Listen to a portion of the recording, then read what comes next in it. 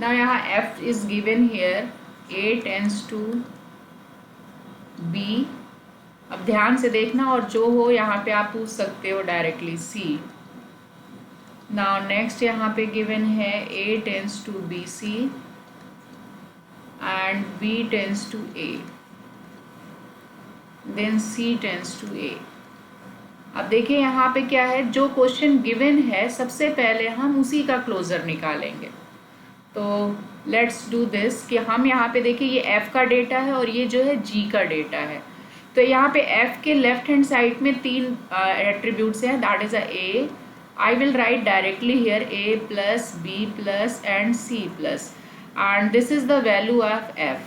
I mean मैंने यहाँ f का सेट लिखा है।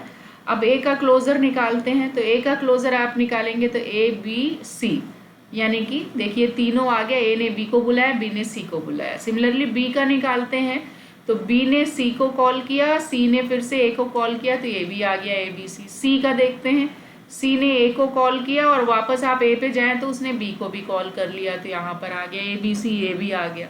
Now come to the right side G। G में भी आप देखें तो लेफ्ट हैंड साइड में सेम ही है यहाँ पे variables A plus B plus C plus. A का निकालेंगे तो A B C आया एंड B का निकालेंगे तो B A आएगा, क्योंकि A आगे, हाँ A अगर हमने ले लिया तो A ने अगेन B C को बुलाया तो ये भी C आ गया।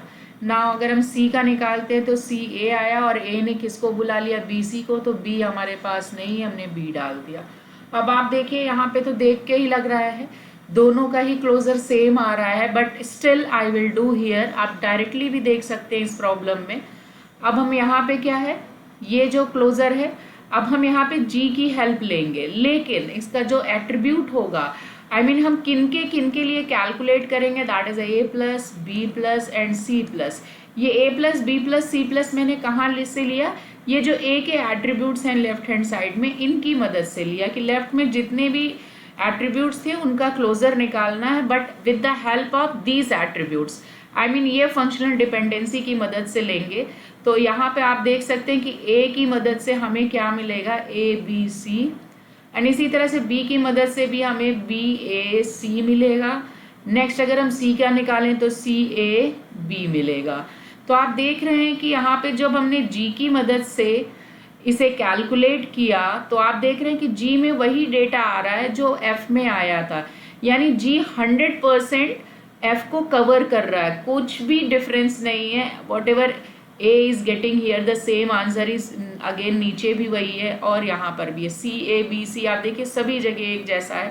तो ये जो हमने फंक्शनल डिपेंडेंसी निकाली क्लोजर सेट, वो G की मदद से निकाली और हमने देखा G ने 100% वही रिजल्ट दिया जो F ने दिया, तो हम कह सकते हैं कि G is a subset of F।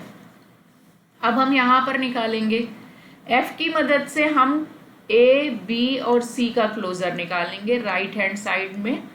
तो A की मदद से हम देखते हैं क्या आएगा। तो अब हम यहाँ से ये देखिए एरो बनाया मैंने, ये वाला जो फंक्शनल डिपेंडेंसी क्लोजर निकाल रही हूँ, दैट इज नथिंग बट यहाँ पे A B C। Again B का क्लोजर निकालोगे तो B C and then again A को कॉल कर ले रहा है and C A and then A ने B को कॉल कर लिया। तो आपने देखा कि F अगेन यहाँ पर वही डेटा दे रहा है जो यहाँ पर देखो G ने गेट किया, A का क्लोजर निकाला A B C, B का B A C और इसी तरह से ये देखिए सेम डेटा आ रहा है। आगे पीछे बैठा है उससे मतलब नहीं, the elements coming in this that is A B C A B C A B C।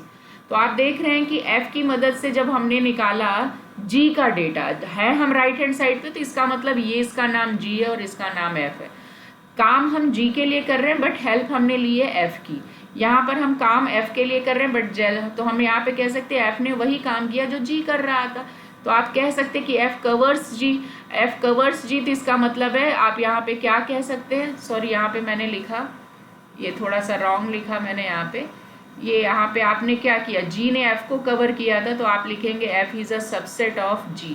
भाई G बाहर से आया था ना, F तो यहीं पे था, तो F is a subset of G। अब हम यहाँ पे लिखेंगे कि G is a subset of F, क्योंकि सेम काम कर रहा है तो यहाँ पे G is a subset of F, क्योंकि दोनों इक्वल है तो आप अब दोनों इक्वल आ गया, ये भी सबसेट है ये भी सबसेट है, तो फाइनल आंसर आप कह सकते हैं कि F is equal to G। Equivalent का सिंबल ये 3 लाइन होता है तो ये लगाइएगा, तो this is the equivalence of this. तो आप इस तरह से इस प्रॉब्लम को सॉल्व कर सकते हैं। अमन अभी क्लियर हुआ? यस मैम, हो गया।